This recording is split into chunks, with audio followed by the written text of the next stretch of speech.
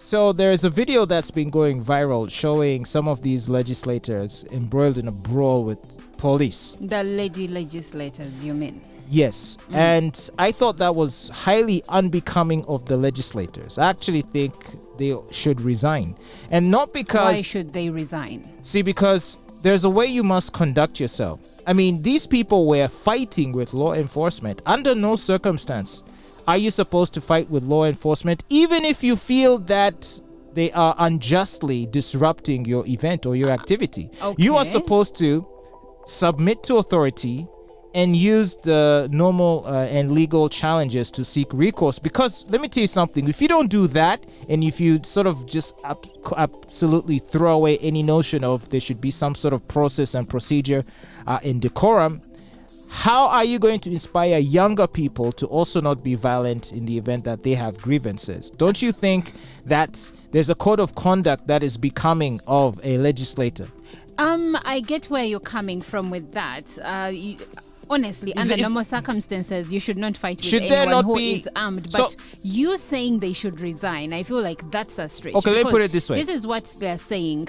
They are being deterred from even having events in their own constituents. No, that's... Police just swoops in and starts, I'm not...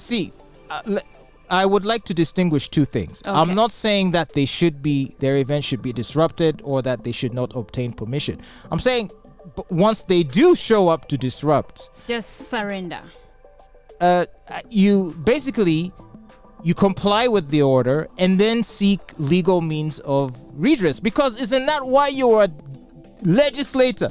But Fatboy, because the reason why they're legislators is partly because they pass the laws and they understand the laws. So they know when police is not even supposed to be in a place. My point is, if you as a legislator, whose job it is to draft laws that govern this nation, if in the practice of your duties, you are met by police who then violate the law or take advantage of a law or maybe do not respect a particular law, aren't you as a legislator in position to seek legal redress? Because if you can't do it, then no ordinary Ugandan can. You can seek legal redress, but also since you're the legislator, you pretty much understand the laws and you know when you have broken the laws or not. So if police comes in, because usually what happens, the first question is, why are you arresting us? Why are you disrupting the event?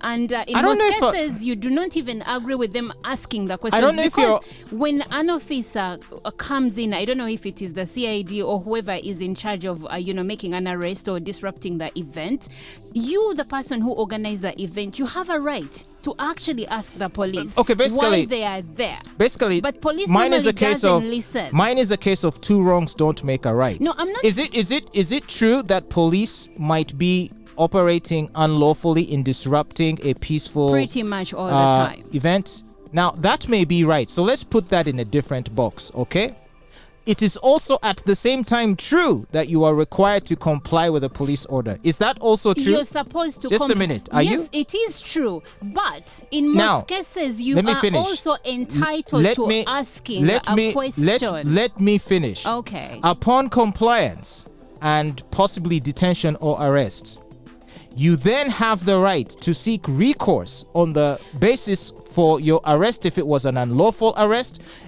Our constitution even allows you to seek compensation if an unjust arrest was effected. I am not Do you disagreeing. Agree? I'm not disagreeing. So as a lawmaker, you are supposed to lead by example. Listen, I'm not disagreeing with seeking recourse. But Fatboy, if someone walked into RX Radio and they told you they're arresting you, would you not ask them why? Would you not? You may not fight, but you're going to ask, why am I being arrested? But they fought. They didn't ask why. No. You didn't watch the whole thing. It started with police coming in and disrupting an event that had been organized. My point is... they always ask the questions. Go back to everything. You're missing my point. The footage. You're missing my point. I'm not missing the point. My point is simple. It's not that... what I'm not saying is that don't ask the police questions, but like if it gets to the point where if the police come to you and they say either please, we are canceling this event, please leave. Or if they say, please come with us into the car, we're going somewhere. Like once that instruction has been issued, you should comply with it. Fatboy. That's my point. Fatboy, if I don't know if you watch local news, but in most cases when you watch the news, you will realize that police comes in and they say, turn off everything, this event is over. When you try to ask them questions, at least most of the footage I've watched, no, listen, I need you, because you're already biased. You think people just disagree with police, they just fight. That's not what usually happens. Trying to even ask a question renders you guilty. They will just manhandle you without even explaining why they are there. This has happened in this country so many times. So as you call out, no, you're not being serious about you this. You are not being serious, and it's because you always want to, you're biased. This is the thing. You're missing my point. I gave you a chance to speak, to say your point, and this is what I'm saying.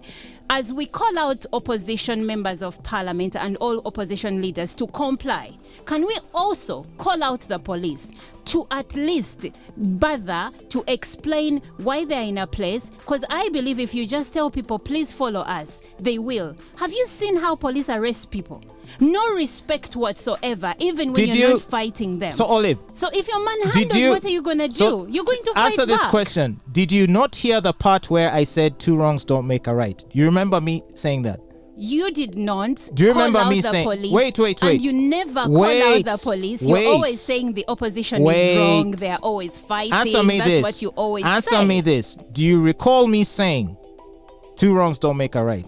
I said that. So I at no point have said the police are supposed to be doing this or that they are right. I'm saying that if the police get to the point where they have decided that they want to disrupt your event, or that they want to disperse your audience, or that they wish to detain you, you are supposed to comply at that point. Our laws, as written in the books, requires that as a citizen of the country, you are supposed to comply with a police order.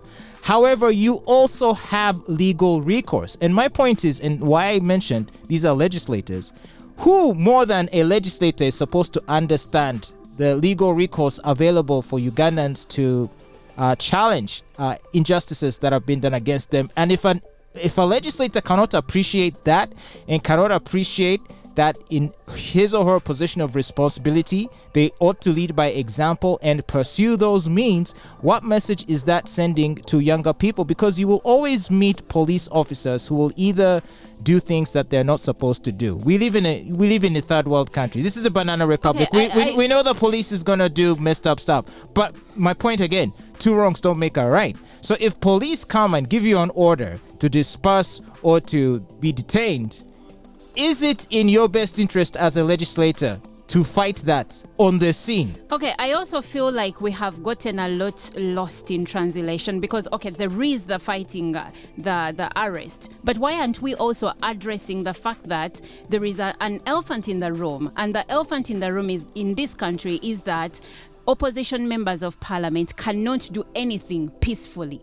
Every time they have a congregation, every time there is an event, like in this case, there was a post-dated Women's Day celebration, they had to arrest the members of parliament. They had to manhandle them. And what is being said right now is that every time they have things to do, events to do in their constituents, they are disrupted by police. No one is denying. No, I'm not saying we are denying it, but I'm saying it also needs to be addressed. Why are they doing that? Why is it that when NRM members of parliament do the same things, nothing like this ever happens to them? Are we trying to make opposition members of parliament look bad here? Or we are trying to be just? My point is a simple one. So nowhere I would not disagree with you that police is selective in whose events they disrupt or whose crowds they disperse.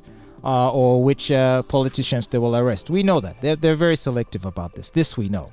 And why I keep saying two wrongs don't make a right, and unfortunately it is a point that is lost on most Ugandans, is because we're not trained to think in terms of principle and long term. We're thinking mostly emotionally. Sure, you go away. That kind of emotiveness of, hey, it's unfair, so leave me alone, without thinking about the bigger ramifications. When we look at, say, Martin Luther King, part of why he is celebrated and literally worshipped and respected is that he would organize his protests there in whichever in the US where he was protesting against racial injustice, and the police would come to arrest him, and then he would go, and then they arrest. Up until he was assassinated. But he was assassinated by the FBI. Yeah.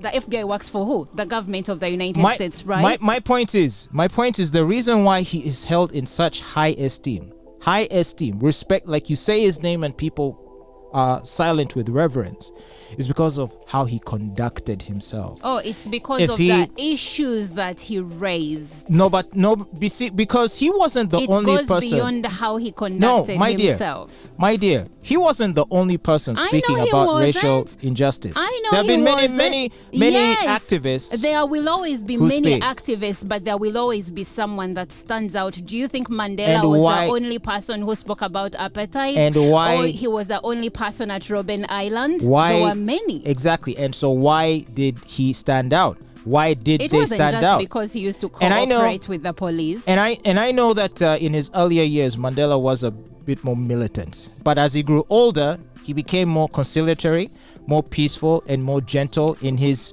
discussion of racial injustice. So my point is, let me finish my point, please. So if you are a legislator and you are an opposition legislator and police come and they come to mess with your day the way they do, because this is that kind of a country, you stand more to lose by having direct confrontation rather than showing Ugandans what legal paths they can take, because there is such, it's called taking the high road.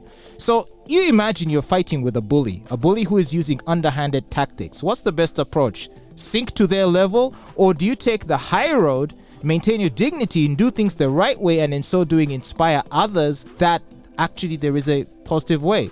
Because in the video footage I saw, Olive, this woman was punching police officers. I will bring someone to your attention. Did you see that? Since you're saying, do we take the high road? Did you see the video? Do things right. Before the video, Mugisha Muntu is known for taking the high road. He's known for being peaceful. He's known for wanting dialogue instead of being militant. And guess what? Many Ugandans, even you on this program, have called him weak for doing that. So maybe not in politics... Really. I have not called him. But you see, in politics... I actually have praised him. In politics, you cannot always be peaceful. There is time for everything. Then you know what? And when it is called for not being peaceful... Because even our president didn't become president for being peaceful. So if there is a time for everything, and when the time to fight comes, you're going to fight. But it's basically, she looked... in the video I saw that she looked foolish. And if she had conducted herself like that in America, she would have been shot. You know that. Because thank goodness this is not America. This resisting is arrest, and B, attacking an officer. You would die. You're comparing that with so America. So just how bad is Uganda actually? But also in America, people understand that by the time the police comes in, first of all, they're going to respectfully address you. They're going to tell you why you're being arrested. They will even advise you to call a lawyer when you reach the petrol station. Our police here, our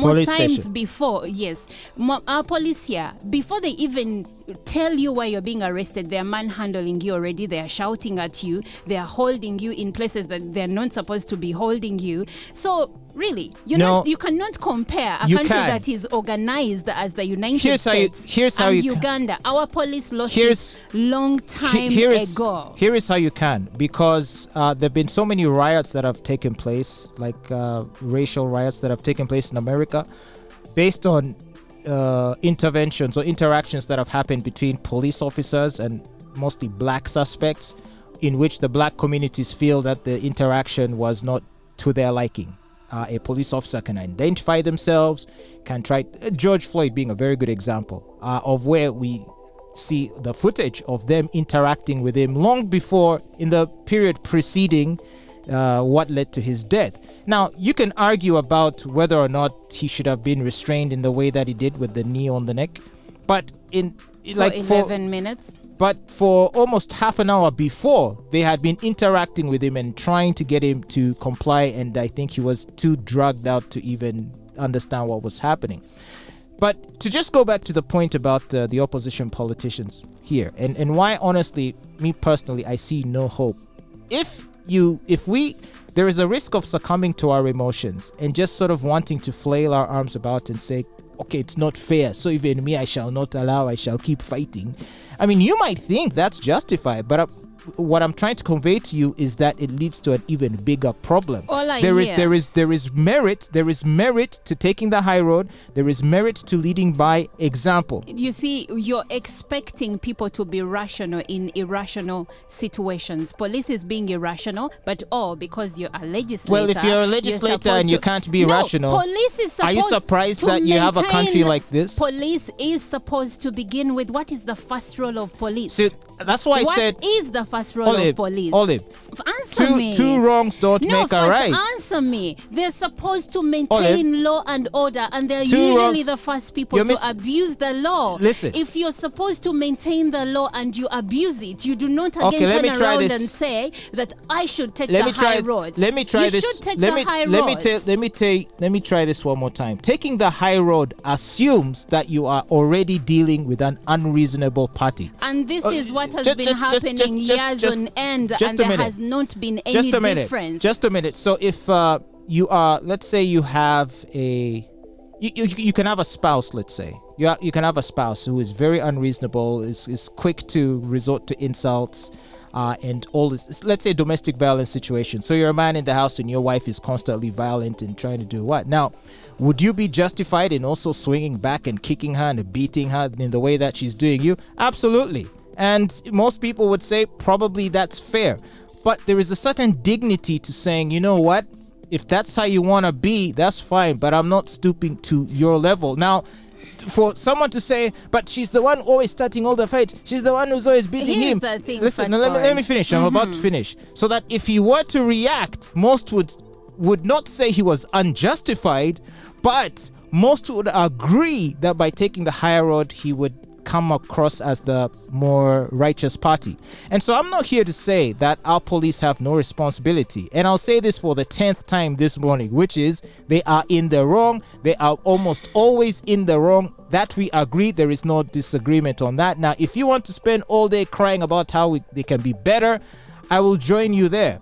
But I'm saying that being the case, okay, so we who are the recipients of their abuse, how are we supposed to conduct ourselves? Should we stoop to their level such that when they come to disrupt our events, we should also go kicking and swinging and punching? How is that elevating the conversation? How is that improving the situation? Fatboy, it may not improve the conversation in your opinion, but here's the thing. I don't think opposition leaders have always been like this. Actually, this is a recent development, like 5, 6, 7 years ago. This is not what used to happen. No, look back in the 90s. Look back in the 90s and early 2000s. Was it always like this? I would say yes. Police has constantly been disrupting opposition. I'm saying, has opposition always been fighting the police?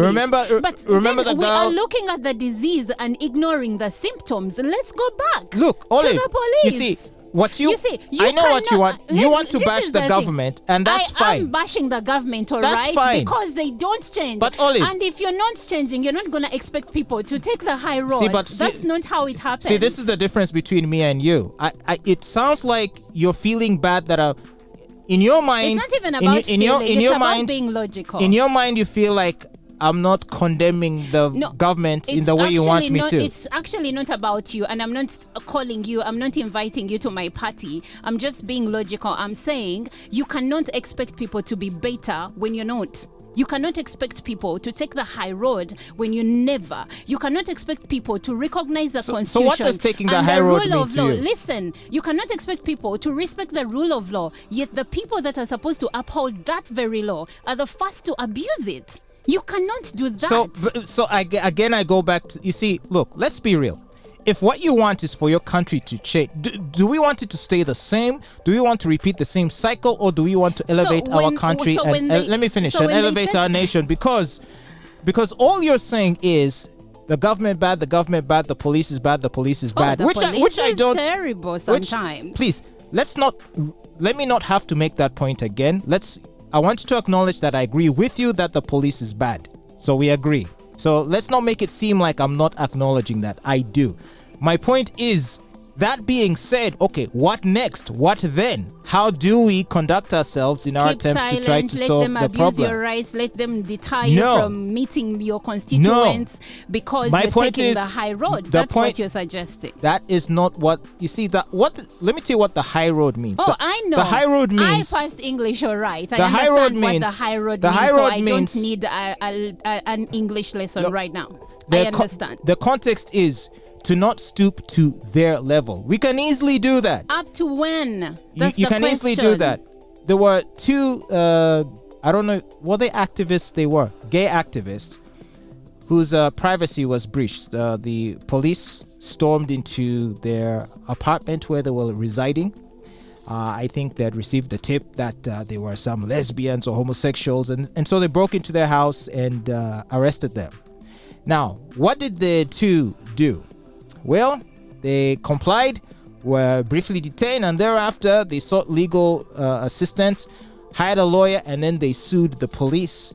And guess what? They won the case, number one. Number two, they were awarded financial compensation. So in other words, I have a question. in other words, No, I have a they question. sought legal recourse I have a for question. an injustice that was done against How long them. does the legal recourse take? Should they have fought the police in their apartment? My question to you is how long does, because when you speak of legal recourse, you make it seem like these cases are resolved in a month or in a week. And I'm not disagreeing to seeking legal redress, but I'm saying, should you have to? You're a member of parliament. This is your constituents. You have an event. It's not breaking the law. You're meeting people from your constituents, and then police swoops in like So what's they your always solution? do.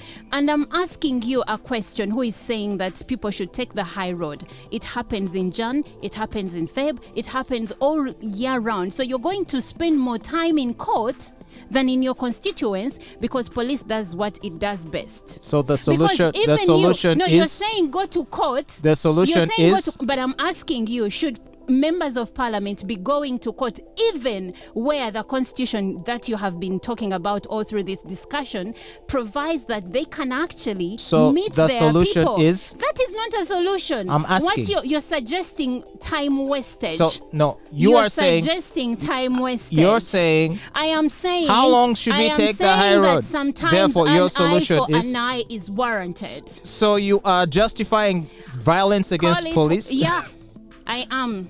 Because Right now, I that's- am. Because peacefulness has not That's- worked. You might want Dialogue to take. has not you want. worked. You might want No. to. You might want to take that back. I'm not gonna take and- it back. And, You asked and, me and- a question, yeah, but and I answered I you. feel- So am I I gonna be feel like- arrested because I answered a question you asked me? You could, because under our current laws, that could qualify as incitement. To be honest, Who am I inciting right now? that's why I'm saying just cool down a minute and I just am calm. I'm saying police has to withhold the law the right way. Well, if you want to, Stop disrupting people when they are doing the right thing. You can't just be arresting people for no reason just because you are the police. you see, here's the thing, and maybe it's a futile conversation, but I'll just try to wrap up my position, summarize it. So when you're in a situation where you have a bad actor you're dealing with, the police in this case, and they have the upper hand by way of they have the monopoly on the tools of violence, they've got the weapons, and they can use the laws in their favor. So you're in that kind of a situation. Okay. And every time you try to exercise your rights, you're met with this kind of resistance and disruption and all that. What I would say personally, and this is my opinion, which it seems you disagree with, it is if you are a legislator, try to take the high road. And it's one of those things where it will be frustrating because it would seem like you're trying to do the same thing over and over again and there is no change. I would argue it's not been done enough. I would argue, in fact, some opposition politicians do love the theatrics of it because it automatically engenders sympathy in a culture where people are very emotive. Footage circulating of an altercation typically excites people, and some people deliberately seek those opportunities out. I would say that we should not be having more of that. We should have more of seeking legal recourse wherever possible. And if you are a legislator and the laws do not sufficiently give you the means to seek recourse, then you're the legislator. Propose those laws and table those laws. Otherwise, I feel like we're all in a downward spiral and we're all going to sink to the bottom together. Because maybe, two wrongs don't make a right. Maybe that's the whole idea. Let's have this downward spiral. Let's have this vicious cycle of they organize something, we go to arrest them, then they go to court or they fight us. So now we have a case and we keep going and going and going. If there is any reason why people should respect the police, it's because police has guns and you stand to be killed. And obviously they will go to the clutch to the law and say, oh, by the way, you're abusing the law. You're not supposed to fight the police. So I'm not saying if you're a youth, go out there and start fighting the police. That's not what I'm saying. But at the same time, police has to change. Because this has gone on for so long. You have to be smart. Something has to give. You have to be smart. And that's why I'm saying you can keep screaming till you're red in the face. And that's why I'm wondering, how is it that people are thinking of dealing with this situation? Like, because you're looking at everything with rose-colored glasses. I'm a rationalist. And when I'm a rationalist. No, you're not a rationalist. I'm a rationalist. You're removed from the situation. I like to think more strategically. So if I were an opposition politician and if my goal is to convey information to my constituents, if a roadblock has been presented before me or some hurdle, I would think that I would sit down and find different and more innovative ways. Could it be that my rights are being violated and not being permitted to congregate and assemble the way I wish? Yes. And where possible, should you seek recourse, I would suggest that. But at the same time, there are other ways of disseminating information. Like, you also have to be smart about this. Okay, tell me, if the member of parliament for Butambala district deep in the village, how am I going to disseminate information? Because remember, most radio stations are also not allowed to host opposition members of parliament. For instance, a station like CBS that many people in Uganda listen to is not allowed to host any opposition members of parliament. I'm not saying. So how am I going to disseminate information? So, because how can I say, the definition of madness is doing the same thing over and over again and expecting a difference. And I'm asking. That's why I'm asking for other alternatives. That's what I'm saying. Because let's say your point is that unless I'm allowed to freely congregate and freely assemble without threat of disruption, I shall not be able to do my job as a politician. Okay, what should I do? Well, what kind of a country do you live in? You live in a banana republic in which the military carries the day and operates at the whims of whoever's in charge. Okay, so that being said, what next? What's your next plan? What's your course of action? I would like to hear your suggestions. Is your course of action to put yourself in violent altercations with police that will lead to nothing in the furtherance of your agenda? You have already established that won't work. Now, I am so happy to listen and hear your suggestion. My suggestion is for you to sit down and find alternative means of communicating. Like there are what? so many. There is, you can spread pamphlets, you can distribute pamphlets, you can create WhatsApp groups, you can send WhatsApp voice notes and messages. But you know that people have also been arrested for distributing pamphlets against the government. So the question is, because I ask you what the alternative is. No, you're suggesting, and I'm not disagreeing, but I'm also pointing you to what has happened in the past. Pamphlets have been distributed and there have been arrests because the pamphlets were against the government. Okay, so as an apolitical person myself, and I don't care for politics, I think all politicians stink, regardless of political affiliation. Because don't for 1 second do you think I view opposition politicians as heroes. I don't. And if they ever came into positions of power, they do precisely the same thing the politicians they criticize are doing, if not even worse. So that we know. Yeah. So I am more interested in changing lives, creating employment opportunities, creating economic opportunities, and for that I do not need to pursue the route of politics. But let me, do you understand? Since you're apolitical, have I answered your question? I am not apolitical. I will point you to some important things in politics. As a member of parliament, one of the things you're supposed to do is actually go down to the grassroots and talk to your constituency or meet them and get to know their needs. Because one of the reasons why people never go back to parliament is because after they have been voted, they never never go back. And if people don't see you, if people don't see you being with them, being involved in their causes, then they know that you're not worth it, and next time you're not going to go back. But then what do you do if you're that opposition leader that wants to be there for your people but are not allowed to go back to them?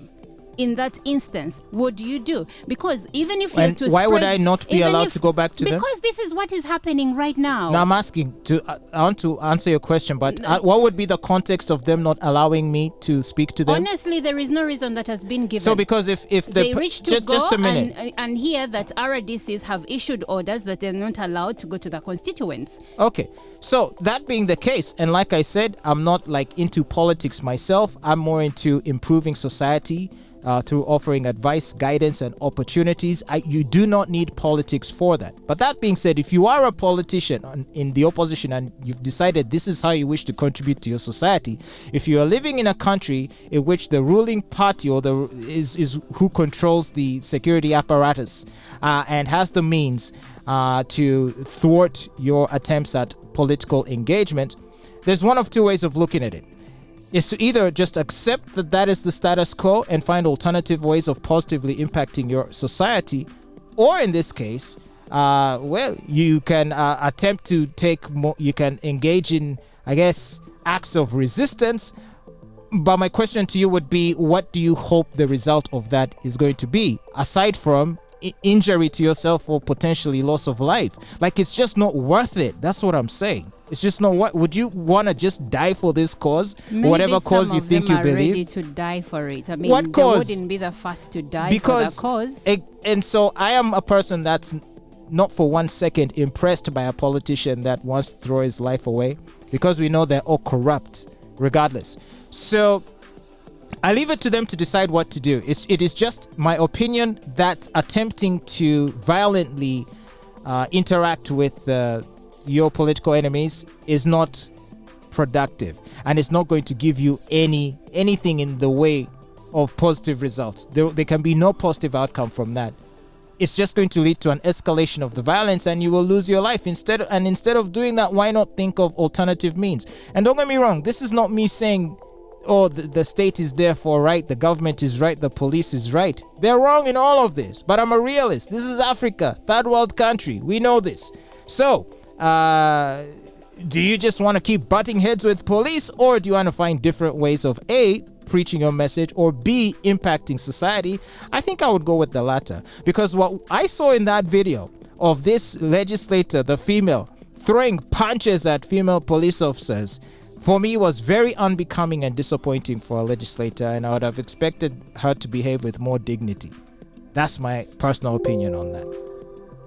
And it sounds like you would disagree, but I guess time will tell. And for those who are in politics, maybe if there were a time machine, or maybe we'll just wait it out and see. 20 years from now, where shall we find ourselves? In a better situation or worse? This entire dialogue has been about what wrong the opposition did, but in my opinion, police has to also be held to a certain standard, because if we put so much energy, and you see, because of that, there is not going to be change, because if police held themselves to a certain standard, that's why you are the ones.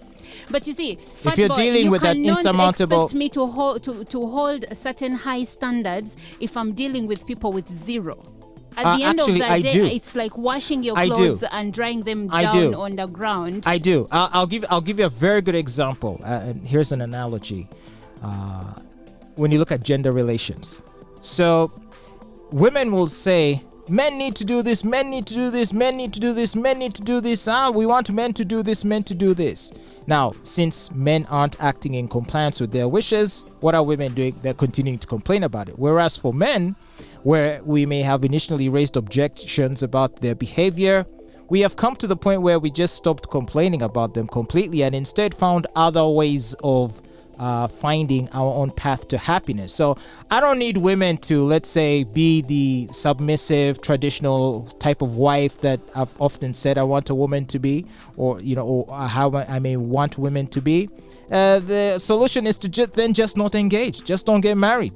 Like, don't even deal with it. And so you might say, well then, why are you being a defeatist? But again, why fight it? If that's the reality I live in, if we're living in a reality where women have decided they do not want to conform to these gender roles anymore, it's not my job to force them to do it. It's my job to say, okay, well, that's not going to work for me. I'm going to seek an alternative path to happiness. And so when it comes to politics, it's the same thing. No, If you're dealing with a faction, in this case the police, the security state, if they are completely unreasonable in their dealings with you, my question to you is the appropriate thing to do to be unreasonable with them?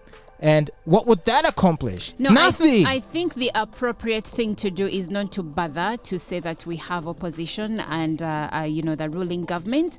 It's to let one party rule everything so that they can have their freedom. Because when it comes to their members of parliament, there is protection, there is freedom, there is everything you can name. So let's stop with this fanfare of we have an active, multi-party system because we have all of that it doesn't work. And stop wasting taxpayers' money, paying people and not letting them do their jobs. That is my submission.